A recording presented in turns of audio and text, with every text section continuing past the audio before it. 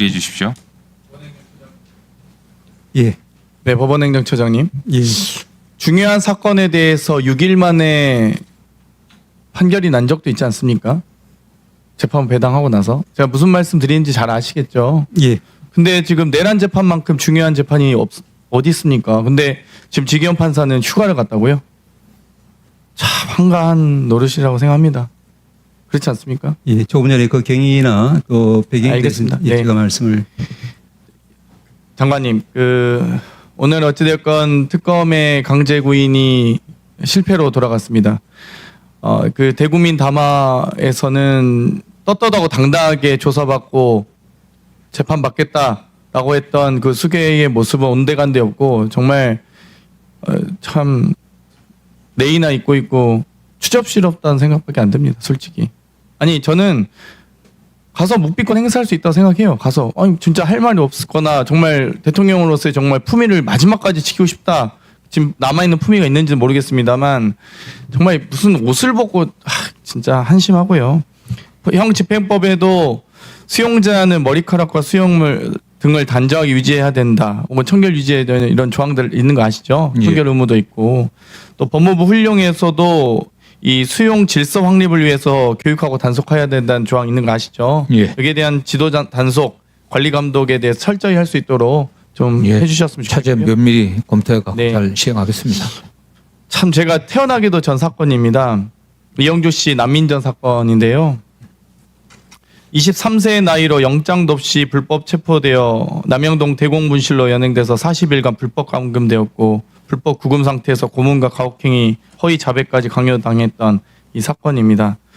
아직도 2025년도에 대한민국에서 제가 태어나기도 전에 일어난 사건에 대한 명예회복 이 법원에 의해서 46년 만에 무죄가 선고됐는데 이 검찰이 또 상고했습니다. 정말 죄가 중하고 정말 이건 도저히 무죄가 선고될 수 없다라는 검사의 소신이라면 모르겠습니다만 그럼에도 불구하고 과연 이게 상고까지 해서 이렇게 사실상의 2차 가해 혹은 피해자에 대한 괴롭힘 뭐 누가 그러지 않았습니까?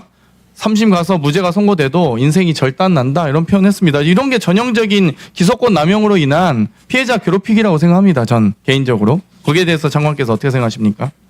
기본적으로 그 위원님의 인식에 공감합니다. 저도 장관 취임 이후에 형사 사건에 있어서도 사실관계가 사실상 확정된 사건들 이런 거에 관련해 갖고 양형을 다툰다든가 또는 특히 뭐 증거관계에 이견이 없는데 의례적으로 상고하는 것들에 대해서 절대 그렇게 해서 안 된다는 질을 여러 번 했고요. 형 민사 사건도 마찬가지입니다. 국가를 당사자라는 소송과 관련해 갖고 이게 남상수하지 않게 했는데 이게 제가 취임하기 전에 일단 상고가 돼 있더라고요. 다만 이제 확인해 보니까 검찰에서도 처음에 재심 인용 의견을 냈고 재심 신청했을 때 그 다음에 일부에 대해서는 무죄 선고를 했는데 다만 이 해당 그 검사 입장에서는 일부 공동 피고인의 자백 증언이 있고 그런 뭐 증거관계상의 어떤 문제 때문에 증명력을 좀 다퉈봐야 될 필요가 있다고 해서 상고를 한 것 같습니다.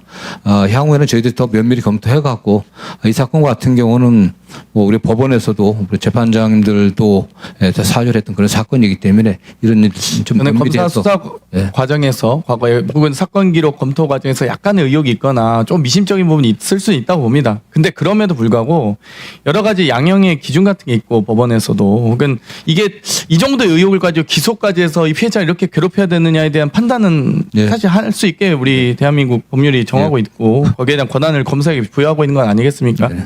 아무튼 그런 부분을 잘 검토할 수 있도록 꼭 그렇게 하겠습니다. 네.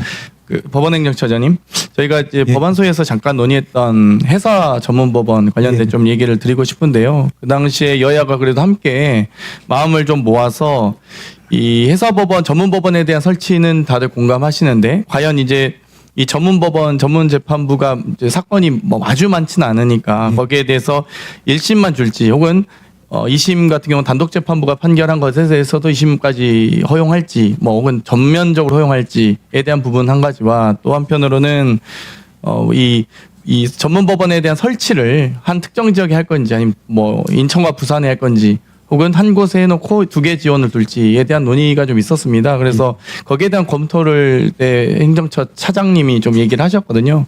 그 당시 좀 뭐 빠르게 했으면 좋겠다라는 의견도 나왔었고 했는데 뭐 저는 막 급하게 할 필요는 없다고 생각합니다만 뭐 지금 또 휴가 기간이고 하니까 처장님께서도 각별히 좀 신경 써주셨으면 좋겠다. 예.